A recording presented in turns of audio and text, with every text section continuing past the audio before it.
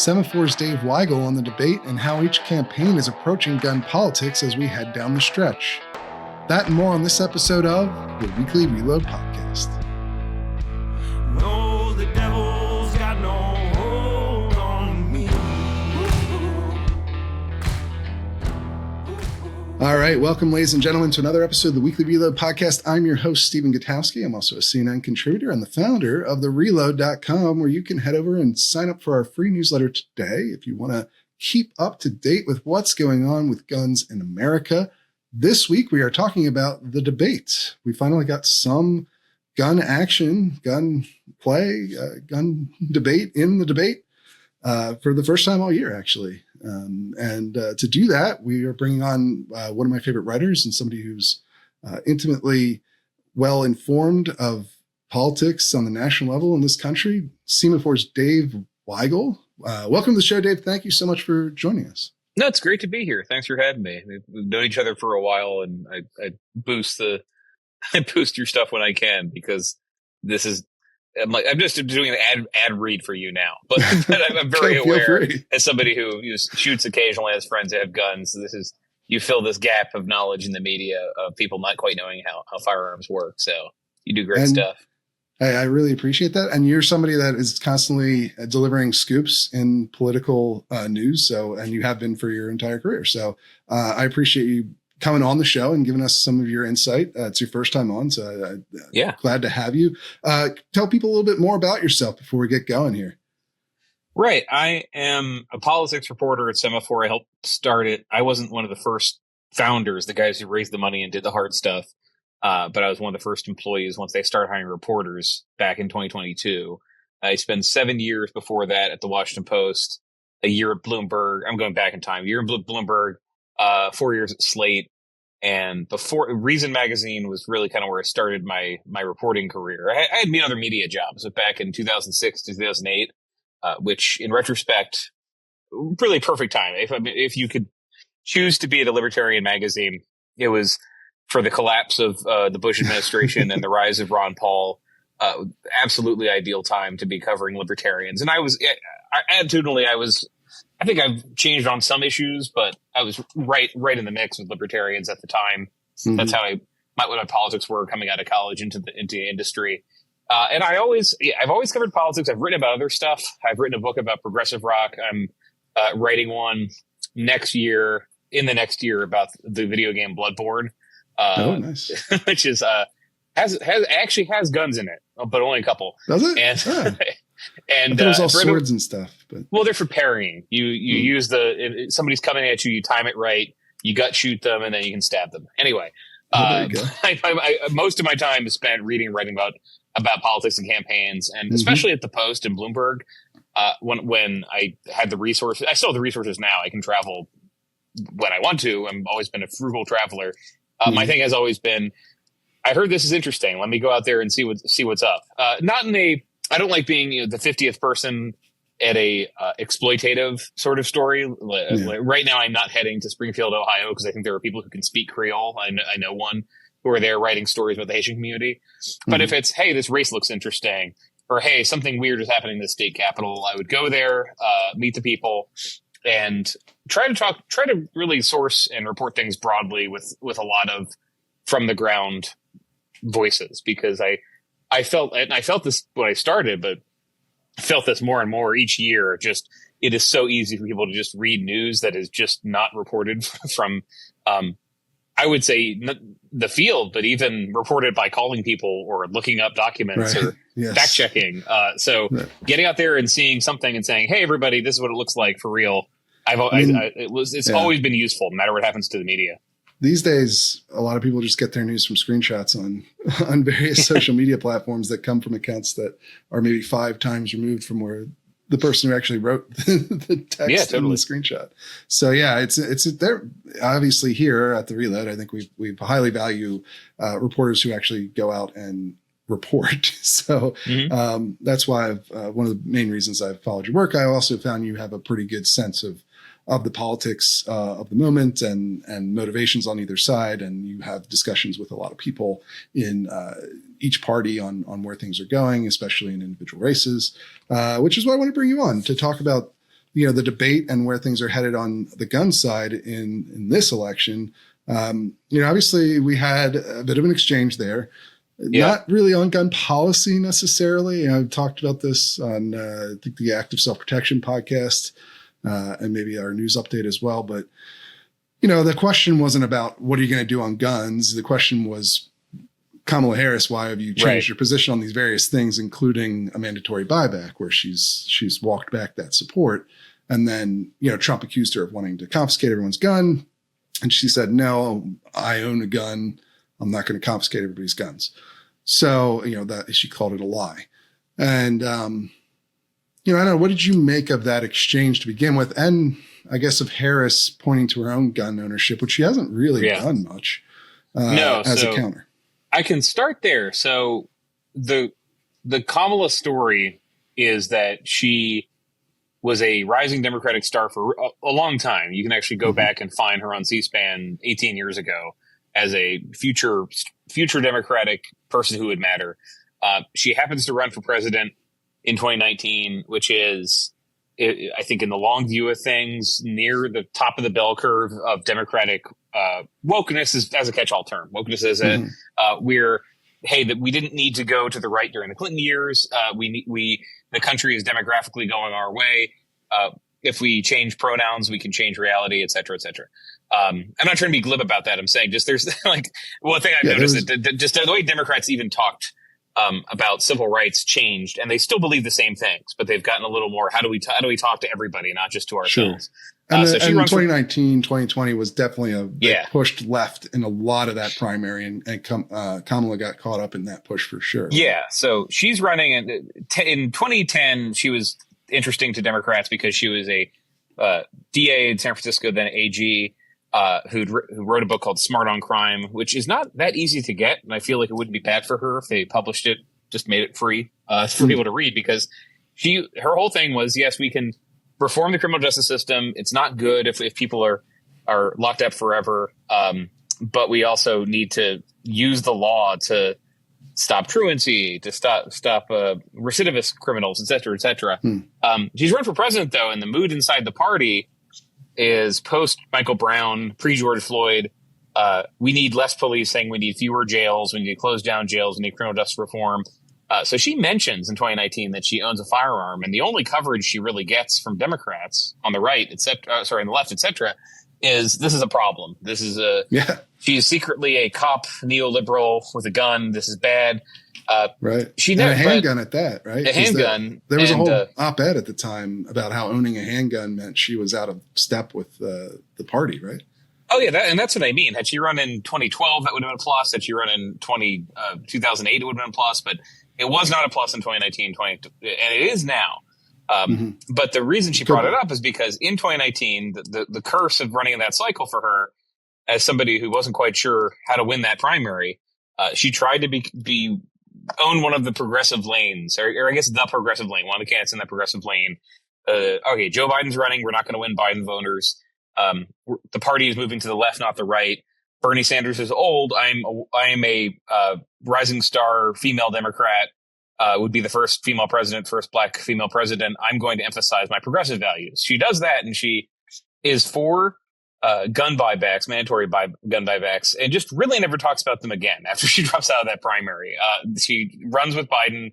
They're not for mandatory gun buybacks. She is asked in the debate. She says she's not. Donald Trump says she's going to grab the guns, and that's her answer. Is that I'm a gun owner. Tim Walz is a gun owner. Stop saying. Stop saying that. We're not going to do it. Which is one of the more direct things I've heard. I mean, there was a Democrat I was talking to off the record a couple of years ago. Off the record, but I talked to enough Democrats, but one who was just laughing with me about the idea that they could confiscate guns, and they pointed themselves and said, "Imagine me going door to door trying to take people's guns away. None of us are going to do this. Where'd this come from?" But the idea of mandatory buybacks was powerful to a lot of people in this era, because they'd talk about Australia and say, "Well, it can be done," or cities do this, and they did do this a lot in the 90s when there was a they do a voluntary buyback, right? Voluntary buybacks. Now, that is the which key. Is very different. Yeah. But there was a collusion between, at the time, criminal justice reform and cops. As cops wanted fewer guns on the streets, criminal justice reformers city cops wanted, for sure. And those politics, I think, to some extent, have returned. And she's much more comfortable talking about that. But she's talking about it in a context where the Biden administration passed a minor gun control bill.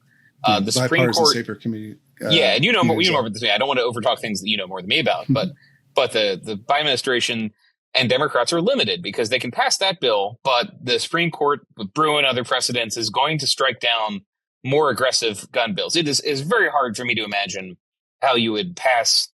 Let's say I'm the mayor of San Francisco and I get the city to pass a mandatory gun buyback and somebody sues me.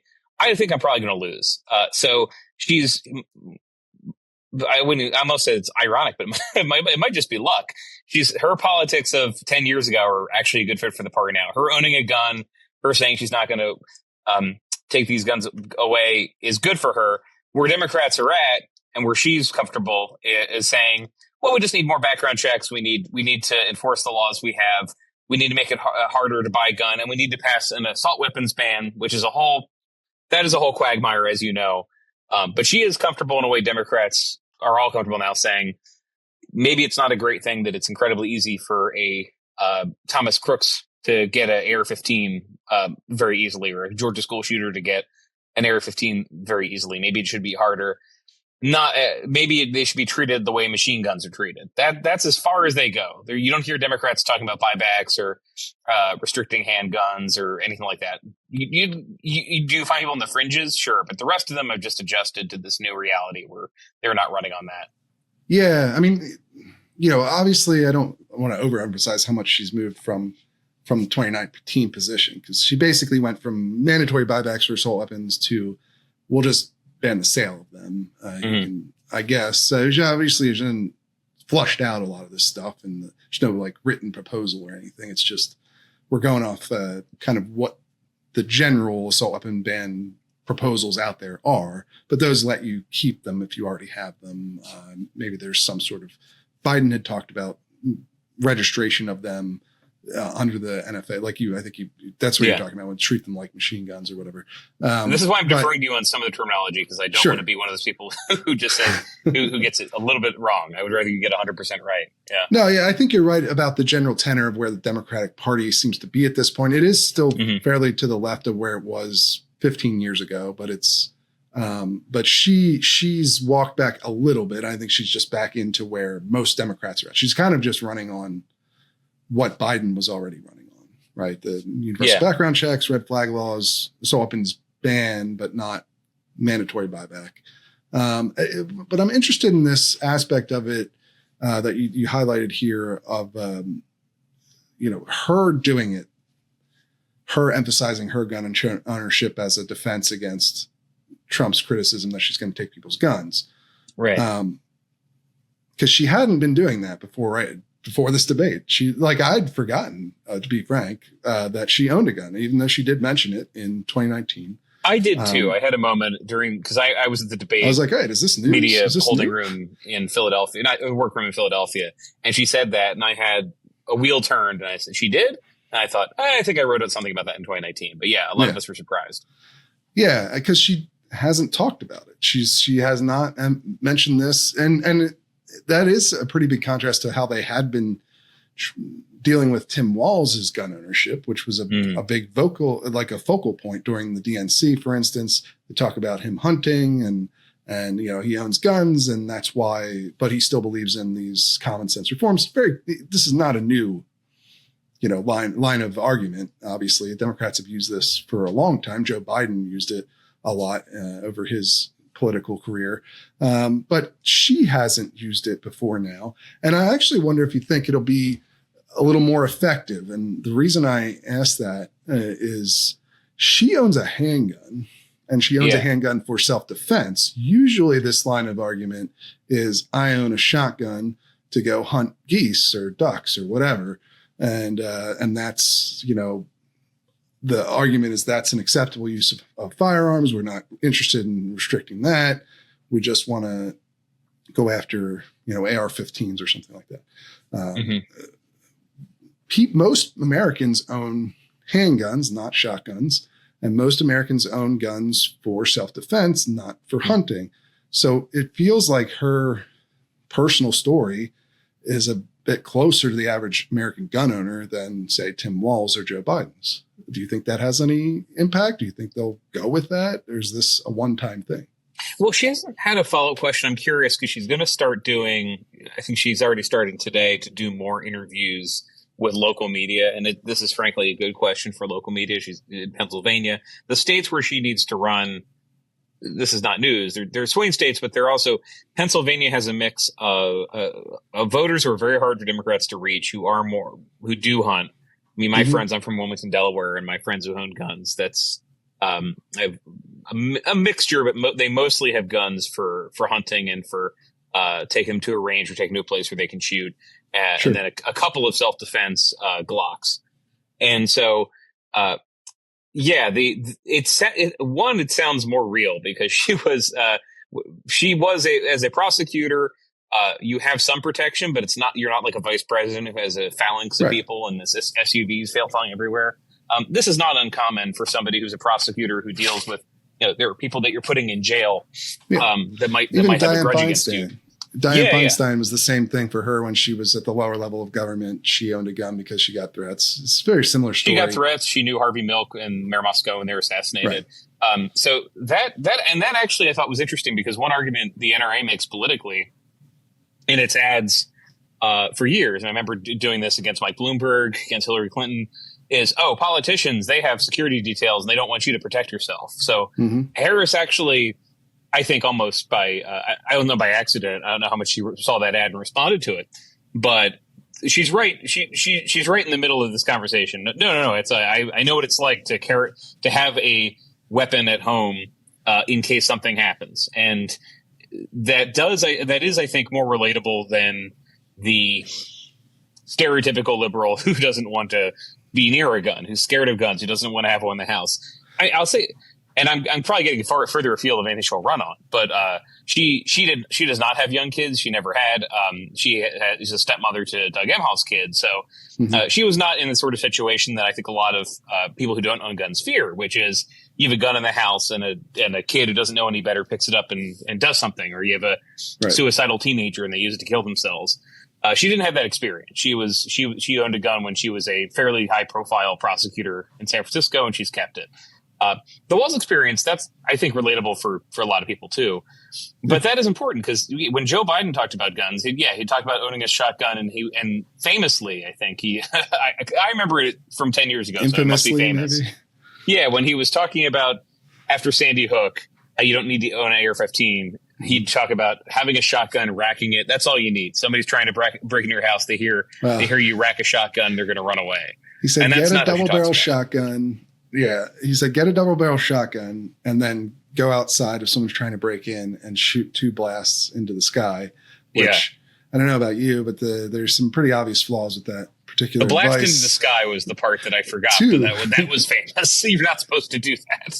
Right, you're not supposed to shoot warning shots. That's not a recommended thing generally among gun safety trainers. You could get in legal trouble for doing that. And then also if you shoot off both rounds in your double barrel shotgun, what are you left with? An empty shotgun. So it's going to take you. And how good are you at reloading? And I mean, his advice was not fantastic, and that's why it was quite infamous. But the point, it does go to that point of like Democrats have used this argument for a while of like we own guns too, which is true. A lot of Democrats own guns. Not everyone who owns a gun is a gun rights activist, if that makes sense. I try to make not everyone who owns guns is a gun voter who votes specifically on the issue of gun policy. And then not everybody who's a gun voter is a gun rights activist. I try to break it up into 3 levels here because when you get to, University of Chicago poll from a little while back found 46% of people reported having a gun in the home in the United States. That's a lot of people. You're going to have varying opinions in that group. And so not everyone is going to agree at every level, but that's usually how I break things up. And I do wonder in that vein, how much room you think there is to work this message in the Harris campaign. Because Is there anything beyond just trying to reassure the gun owners who might be put off by the idea of a mandatory buyback, but aren't really voting based on gun policy?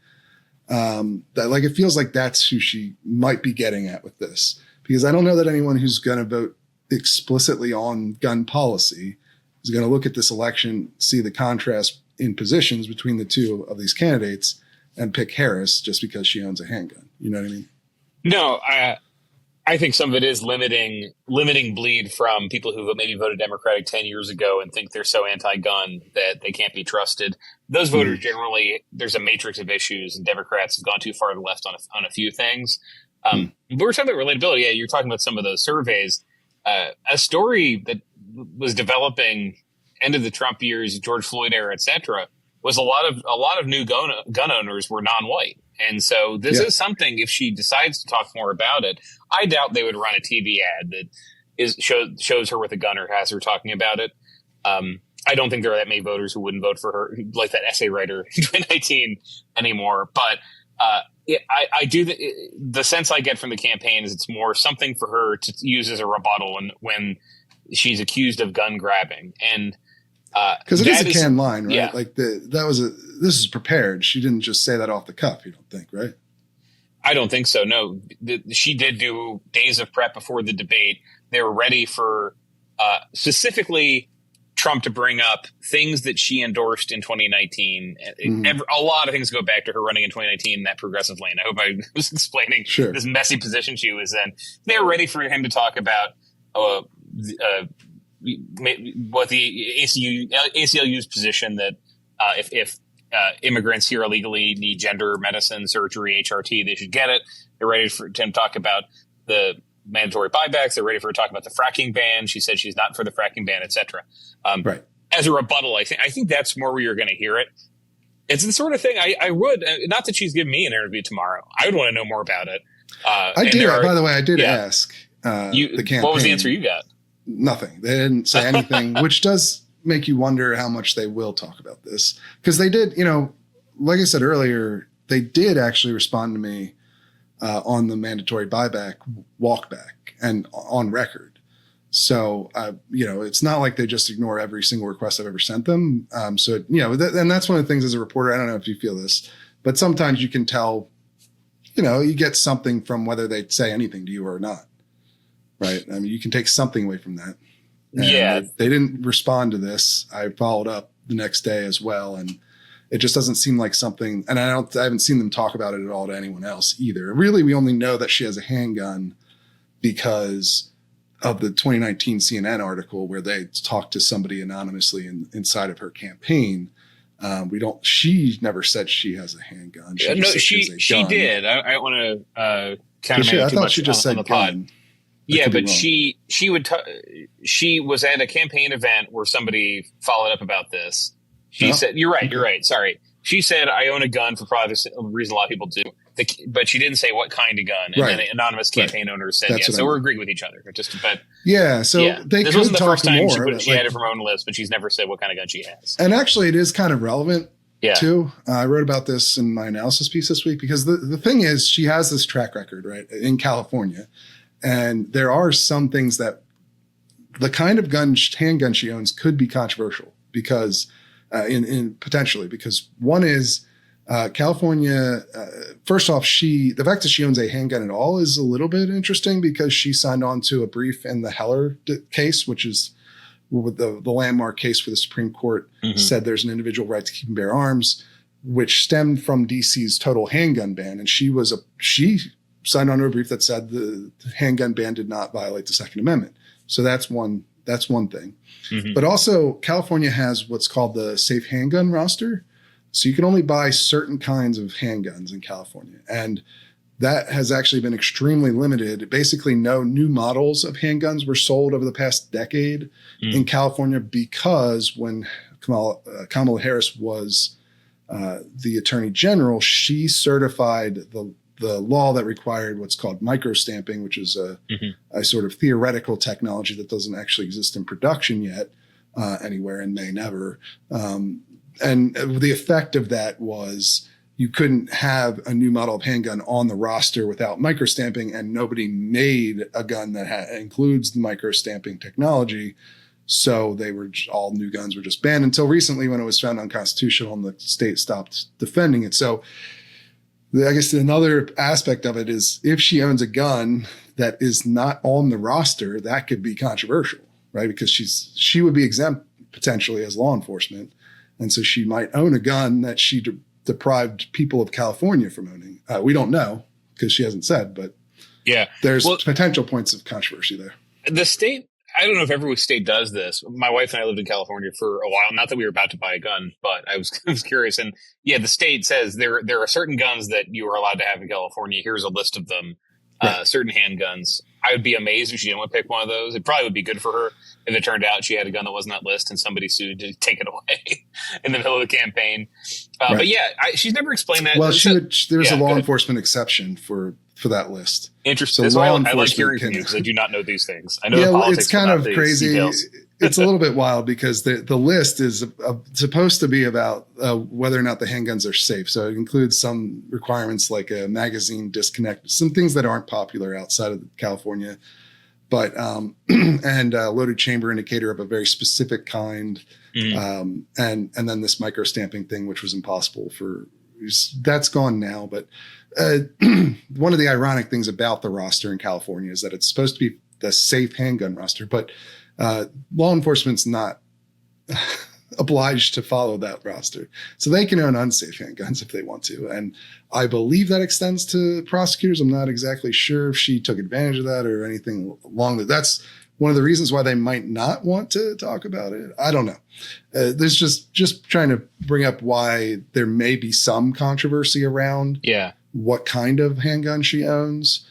Not that we know any of that's the case. It's just one potential thing that could come up if we do find out what handgun she owns. No, and I was just going to explain briefly how these how campaigns decide to answer questions because it's annoying. I'm lucky that I have covered this long enough where I get to know the spokespeople for the campaign, the Biden campaign and the Trump campaign. I will frame a question. I can text it or call or email. Often email because you want to have something they can pass around. Like, hey, I need to send this to a higher up. Can we get this to her? Can we get an answer? You say what your deadline is. They give you an amount of time. And that's how they've been answering most of her policy shift questions. This isn't a policy shift. This is explaining something. Sure. But they haven't done that. And it is a little bit obnoxious that they treat this like a state secret. They won't even say why they don't want to talk about it, but there's a lot of stuff that the Biden and then the Harris campaign, because it's the same people, are very close to the vest about, and they don't want to go on the record about even. Maybe they'll confirm something's true for you, but they won't give you details, and they won't give you something you can quote. So it's very noticeable too in the reporting because a lot of it is just anonymously sourced. I hate that so much, by the way. I've talked about this before on the show. The social media companies love to do that too. The big corporations will like to give you statements that aren't attributable to any actual person. They're supposed to be attributable to like the company and a lot of the reporting around the Harris campaign has been just unnamed staffers. And it's like, you're really not, I don't know. I'd be interested in your view on this. Like, I don't like it. I really wish they just would answer because the golden age, which neither of us got to live through, of reporters, taking constant smoke breaks on the bus of the candidate and then getting out ass stuff, that's over. They're very controlled. And I think they have not adjusted to the new media environment, which includes a lot of just people going on X and saying breaking and making something up or referring to something that is not their story and somebody else reported. And I think this is bad too for the campaigns and for reporters. And yes, it'd be really good if they just had some sort of direct pipeline saying, yes, here's the answer. Something that Barack Obama did, which I'm amazed I'm nostalgic for, was put up a website that said, okay, here are the myths about me and I'm going to correct the myths about me. And that's not ideal either. That's why I'm surprised I'm nostalgic. But this is, hey, actually, you might see on the internet he was born in Kenya, but he wasn't. You might hear that he took this position, but he didn't. They don't even do that. They just are much more close to the vest about her positions and facts you've seen online about her. And it's a choice, and they inherited that choice from Biden. And I don't think we're agreeing with each other. I don't think it helps. It'd be much more interesting if she said, "Oh yeah, it's this gun. She's had this gun. She shot." You don't need to tell us exactly what range she's been to or anything, but right. I mean, I'd love if she sat down with obviously with you. I'd love to have if she talked for 10 minutes about firearms, we would learn stuff about her that's not necessarily about policy, but says how you interact with something that half the country knows about and assumes that Democrats don't, because of the modern Democratic Party assumes that they don't understand, and they don't take. I wouldn't even call that a risk, but it's such a minor out of the box thing to do and they don't do it. And, to me, I'm loath to use background quotes from people because it's become such a default now in campaigns or companies where they want everything to be on background. And you see it in the Harris campaign all the time. The New York Times the first one to report that she was walking back the mandatory buyback thing was the New York Times, and it was done anonymously because the campaign wouldn't go on record about it. Yes. And it's like, you really should only happen in a scenario where somebody being named could harm them in some way, right? That's the whole point of an anonymous quote is like, it's just these campaigns and companies use it, they abuse it now. Mm-hmm. And it really, I think it's bad for everyone because it for the reader, they're not as sure that this is real because they really have to rely on the reporter and their reputation. That's what I mean. That's verify it's true. They're in a world where people will see some random tweet and it's not even clear if it's true, and they'll agree with it. But if they see a story that says the campaign told the Post or told the Times this, then a lot of people read that and say, "Well, why would I trust them? They might be lying to me." It's necessary sometimes, like I said, especially to protect people who are giving you the information they couldn't otherwise tell you because their job would be at risk, or really because they might have come to some physical harm, right? That's the ideal scenario of like why you would actually quote somebody anonymously. But yeah, it's bad for everybody because it's bad for the campaign too, because you're not even sure if this is really like when you read that, her campaign, an anonymous staffer said that she walked back. Mm-hmm. She wouldn't push for mandatory buybacks. Like, how credible is that to a reader? Like, if you want that information out there, it feels like they don't even want it out there when they do it that way. And they do it that way with so many things now, especially the Harris campaign, that it's just, I don't get it. I don't think it makes any sense. I'm with you. If they're listening to this, please stop doing that. Please just go on the record. Yes. All sources, please put your name to something. It's better for everybody that way. Anyway, let's get back for a moment. You brought up Bruen, and I'm interested in this dynamic because we haven't talked much about this on the show. But one of the things we're seeing is like a lower priority put on guns generally, I think, in this election by both voters and the campaigns, it feels like. Trump is not talking much about it at all. One of his most popular talking points on guns now is that gun owners don't vote. Although he has now seemed to adopt the Harris is going to confiscate everyone's gun line. He's been pretty consistent on that since she took over. It seems to be his main attack on her that does come up. He does bring up fairly frequently. But they cut gun policy promises from the Republican platform. He didn't mention it in his long acceptance speech. He hasn't prioritized it in many of his appearances since then. And then on the Democratic side, Harris is talking about it, and it is part of the platform. It's sort of basically just a holdover position from the Biden campaign. But even there, it's not. I don't know that it's any more emphasized or different from how they ran in 2020 or even 2016.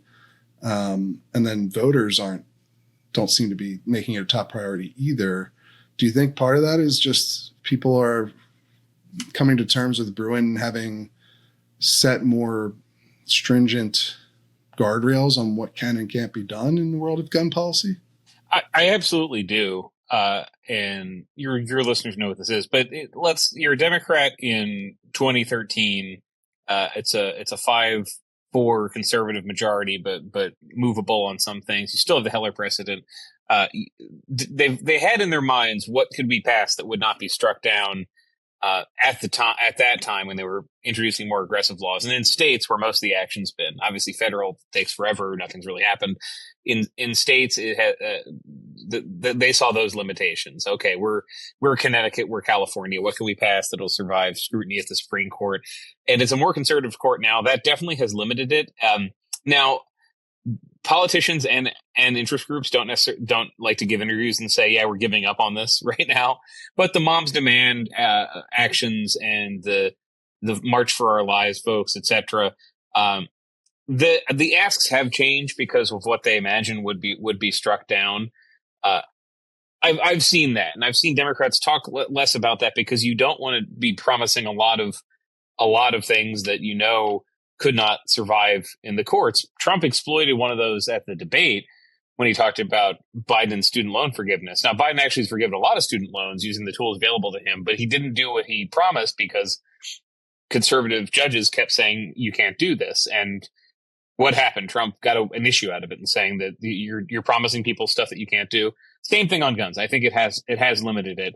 The other thing, and we were talking about this before the show, so you get credit for bringing it up, but there have not been that many, and I don't want to be blasé about it, that many school shootings, which is what usually drive this. Or mass shootings, yeah. There have been, because there have been shootings. There was a shooting in Butler, Pennsylvania, and the story there was very familiar, where a young, disturbed person had access to guns, even despite some warning signs. Nobody stopped him from getting them.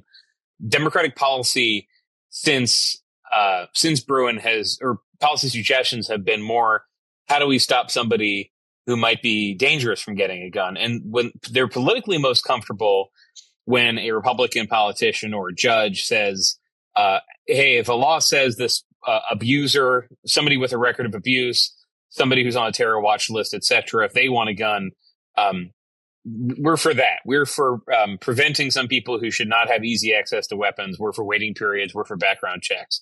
It's not, we're going to ban this series of guns. They would love, most Democrats, to bring back the 1994 assault weapons ban. Not sure if it could survive. They are worried because, and they're not being cynical, in the 20 years that the AR-15 has been legal again, it's become an incredibly popular weapon. I would say bipartisan, probably more Republicans buy it than not. And yeah, they don't talk about laws that would make that impossible. They talk about limiting magazine sizes too, something else that gets struck down. So all the politics have been oriented, all the doable politics have been oriented, not around how do we stop criminals in big cities from getting access to these, more how do we stop deranged people from doing mass shootings? How do we stop abusers from getting a gun and shooting a spouse, a kid from killing himself, that sort of thing? And what do you do with that? It is, how do you slow down the process of somebody who shouldn't have a gun getting one? Which is different than saying, how do you prevent some of these firearms from being developed at all? They also, this has been happening slowly, but the 3D printing exists. Ways to get around this exist. There's been some legislating around how to limit the creations of guns that are not tracked the way that firearms are. But because that's another white whale for Democrats. It's how do you research? How do you conduct research on firearms and the impacts of firearms, because they want to treat it like a public health issue? Mm-hmm. That is a Harris position.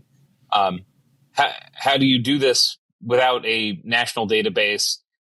They have a couple of priorities that are just not really doable, either legally or logistically. So they limit it to, how do we prevent a crazy person from walking into your school with guns? And where that ended up is, as you know, is the Republican position for 10 years has been kids will be safer if we have armed guards in schools, if we harden the schools, if there are fewer exits, maybe one exit, maybe it doesn't open from the outside, maybe if teachers are allowed to have guns, etc. The Democratic response is, that's crazy, and you're building a world that's not very safe. So how do we deal with the other end of this, the person who might come into the school with a gun? And that's what changed, to get back to what I started the answer with, is this has not been a year defined by lots of school shootings, mass shootings. School's back in session now, obviously, and there's been one since they came back to session. But it is you've not had the freezing of the news cycle that sometimes happens. There is a shooting.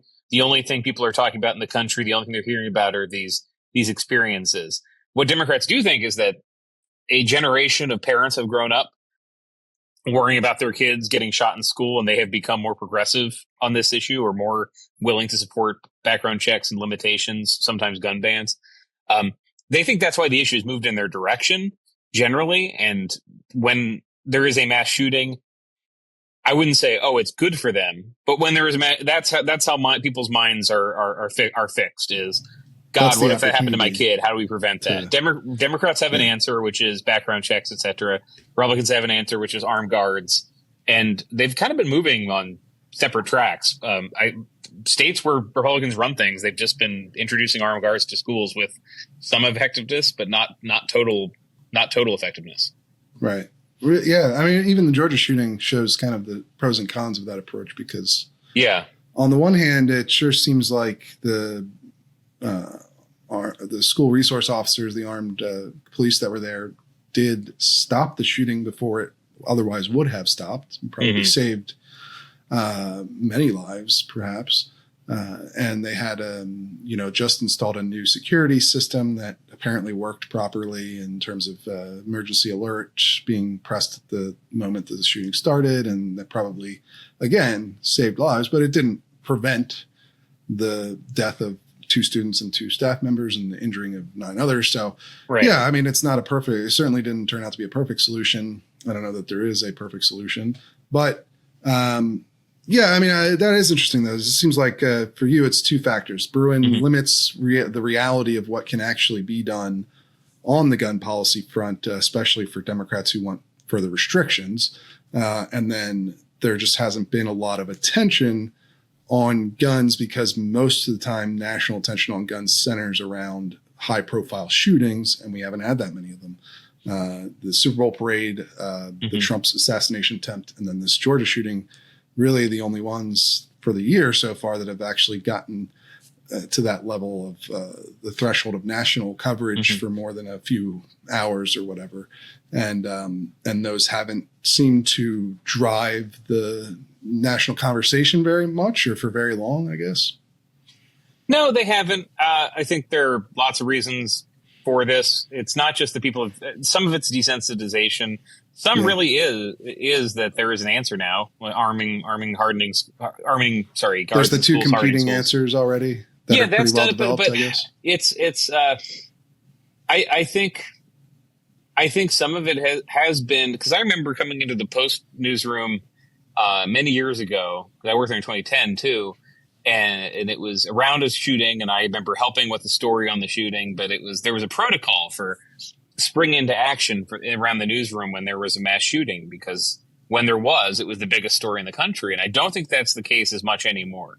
It's hard to be general. It's hard to be very generalized about this. Uvalde took over the news for days, I think, in part because of the follow-up story of how cops came to the school were cowardly and didn't act when they could have saved lives. A much worse shooting too. Much worse shooting, and people. the TikTok of what was happening. The stories that have got I think a second, third day. I'm trying not to be too bloodless, but just explaining how the news works, sort of. That have been. Is there another angle here? In Nashville, there was a former student who shot children at a school that she'd attended. And I'm sorry, I'm angling a transgender person. I don't want to get the identification, but that was I'll leave the identification out of this. Sure. And the story that followed up with a lot of conservative media in Nashville was, let's find this transgender person's writing the manifesto. And here's a clue, by the way, on manifestos. Yeah, there's almost never anything to be gained by reading them. They're almost all the same slop that's just thrown together, often literally copied from one to another. Just that's my view on them. It feels like that's also slowed down. Apart from the case I just mentioned, that's slowed down a little bit, right? Like the hunt for let's find what they said. Let's find all their social media posts. Let's see how they explain the killer. Garbage. Yeah. It's actually one of the things when we've talked about this with the Violence Project's researcher that we had on not long ago. And actually, I'd love to have him back on, maybe get some insight into why there haven't been as many mass shootings this year as previous years. But because I don't know that anyone really knows. But because if they did, we would just implement the solution and have fewer mass shootings because that's what everyone wants. But yeah, there's sort of a social proofing that goes on. And part of that is this making of the manifesto, because that's what previous shooters had done. And a lot of them are just literally copied and pasted, even ones where there is sort of like the Buffalo shooting had a racial motivation to it, clearly. But if you read the manifesto, a lot of it is just crammed together, copied crap from other mass shooters manifestos that just meanders all over the place, in addition to the racist stuff. So yeah, I think it's generally pretty good that we don't let a deranged person who commit a bunch of murders have that much influence on the news cycle or that much of a voice in the conversation. That's kind of where news has gone on this. Let's not privilege people. There's that much to learn from what they have to say in these things, the vast majority of the time. But I mean, like that's. But that's why I brought it up, does because seem like a difference. I brought it up because the cases where it's been a multi-day story has been there's been some second political angle on it, and in Nashville, really, it was about a year of conservatives in Nashville saying, "Let's fine with this shooter." Wrote down if this was a gender-related crime, it was not released. The theory was, sorry to go a little bit too in the weeds in this, but the theory was, it must be hid from the public, from the news media, because it would be very damaging to the LGBT rights movement, and were this to be released, it's released, and I wouldn't say gibberish, but it's crazy. It's not a here is the Turner Diaries plan to get vengeance. It is deranged. It's a sick mind, etc. It was not very enlightening. But I think your point there is just that there was some other news hook that kept it going beyond the shooting itself, and that's oftentimes the case with your highest profile mass shootings that tend to dominate coverage for weeks at a time. I mean, usually it's body count that drives a lot of that stuff, because people are more likely to tune in to something like the Las Vegas shooting than they are, a local news segment about one person being murdered. That's just the human nature, frankly, and news, for better or worse, tends to follow that, follow where people where their eyes are naturally going to go. So you get, the more sensationalized the shooting is, the more attention it will receive. And we just haven't had that many sensationalized shootings. I mean, a presidential assassination attempt is pretty sensational, but also because it was an assassination attempt against the more pro-gun of the candidates, I don't think it really led to a lot of attempts there were some, obviously, calls for stricter gun laws in the wake of that as well, but I don't think it did much to change the balance of the race and focus it more on gun politics, because Trump was the one that the person tried to kill. Yes, but you just pointed to the interesting aspect of that Democrats didn't say, this shooting shows that we need to regulate this firearm. That was really striking. I think people noticed too. People covering it said, I feel like they did, but very briefly. Very brief compared to the attempted assassination of Reagan, which launches a large movement. Movement to a gun control movement gets supercharged. Brady campaign exists because of that. Because it wasn't Brady like that at all. His press secretary. Yeah. Although I will say, we're obviously only a few months away from the Trump assassination. And one of the things I wrote about it at the time is for the potential to change gun politics is like, it may not happen immediately. It may be a longer term thing, like it was with Reagan. It wasn't like the Brady bill passed under Reagan. It passed later on with the continued advocacy of Brady, who was severely wounded, was Reagan's press secretary. It was severely wounded and then went on to become an activist in that space. So I don't know. There may be consequences down the line from the Trump assassination that we're not seeing at this moment, but certainly for now, right? It doesn't seem to have shifted things. And just to close up here, I'd like to mention your future view on this. Do you think this is going to stay a relatively minor issue in the campaign as far as importance and emphasis from the candidates? Or do you think do you see any shift now after the debate? Harris bringing out that line. Do you think she's going to continue with it? Do you think we're going to talk more about gun politics before the election? Or, and if not, do you see anything that might change the trajectory that you could imagine. I do think a mass shooting or school shooting would reintroduce the conversation. We've talked about it. We know what the Democratic response would be. We have a sense of what the Republican response would be. Yeah. And we know that Democrats are pretty comfortable because where are they trying to get votes in the next 8 weeks? It is the suburbs of large cities themselves, mitigating some losses in rural areas. So if there is a, God forbid, if there is a shooting like Georgia, like Uvalde, et cetera, Democrats would say this is why we need to get in there and build on the work Joe Biden did to make it harder for people to access these weapons of war. Remember, a very brief tangent. When Tim Walz is rolled out as the running mate, the reason that Democrats get him in trouble for what is called stolen valor, I think that's overusing that term to describe somebody who served 23 odd years, National Guard, just retired before they were deployed. The reason I said stolen valor is because he was, after a school shooting, referred to weapons that he carried in war instead of saying weapons of war, because he didn't actually, he deployed to Europe. He wasn't in a war. Yeah, he didn't carry a gun in a war zone. Yes. And so they were a little bit, I think that had an impact on how they talk about this. Would Walz right now be doing more of that if it didn't evoke this gaffe he made? Probably would. It just, no, I really do think that. It just, if this were to happen again, if let's say I'm writing an 800-word story, I probably include a sentence or two about that mistake, and that's not ideal for them. I'm not trying to cover for them to say they talked about something that they shouldn't have, and I think that's a good point. Actually, yeah. I hadn't considered that, because that actually probably of the things that he's gotten dinged for since becoming vice president, I think that's probably the biggest one, the one that had the biggest impact.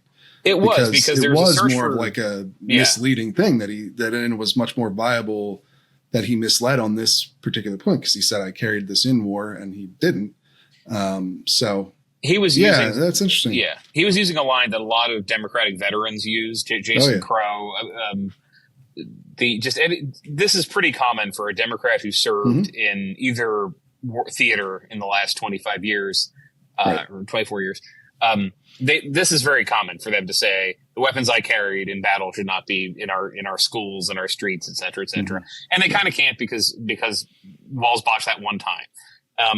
I do think if it came up again, they would have that answer. I don't see what else would add to it, because pointing to the courts feels like a dodge, but there are a lot of things, because they've been adjudicated and because no one's bringing them back to the court, they just aren't politically active anymore. Donald Trump does not like talking about Obamacare for a number of reasons. One, is that he's still conceiving of a plan. He's still conceiving of a plan.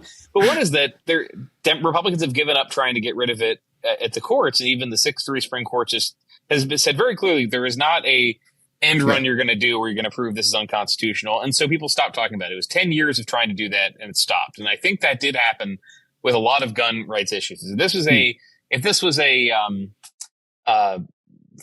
5-4 liberal court where this was possible, the politics would be totally transformed. And Republicans could say, do you want the Ketanji Brown Jackson's court to take your guns away? It would be a real concern because you would have a court that would not be so originalist, not have that reading of what the founders meant with the Second Amendment. And you just don't, because you have a conservative court. So I think that's the only thing that would introduce the topic again is a gruesome shooting, a gruesome mass shooting, a school shooting.